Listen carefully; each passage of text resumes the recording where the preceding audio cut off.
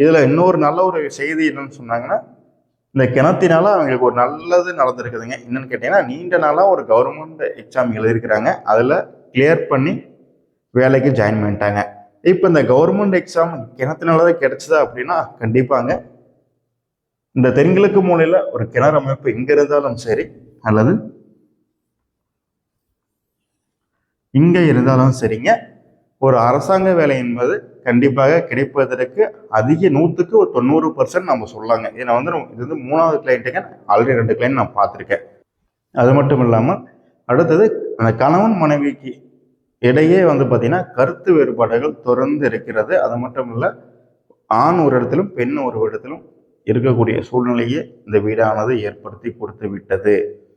சரிங்க, இப்போ இவங்களுக்கான தீர்வு நம்ம என்ன கொடுத்தோங்கிறத நம்ம வெளிப்படையாகவே நம்ம சொல்லிடுறோங்க. ஃபர்ஸ்ட் இந்த வீட்டில் இருக்காதீங்க அப்படின்னு சொல்லியாச்சுங்க. இங்கே இருக்காதீங்க, வெகு சீக்கிரமாக இந்த இடத்த காலி பண்ணிட்டு வேற ஒரு நல்ல இடத்துக்கு வாடகை வீட்டுக்கே நீங்கள் போயிருங்க. அல்லது வேற ஏதாச்சும் உங்களுக்கு இடம் இருந்தது, பொருளாதார வசதி இருந்தது அப்படின்னா சொல்லுங்க. ஒரு பிளான் இப்போயே நான் கொடுத்துட்டு போகிறேன் இடத்த பார்த்துன்னு சொன்னேன்.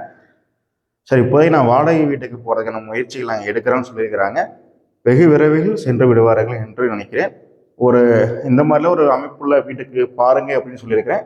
அப்படி வாடகை வீட்டை தேர்ந்தெடுத்து சொன்னாங்கன்னா நான் போய் பார்த்து கொடுத்துட்டு குடியமர்த்து வீட்டு வரலான்னு என்ற ஒரு ஐடியாவில் இருக்கிறேங்க.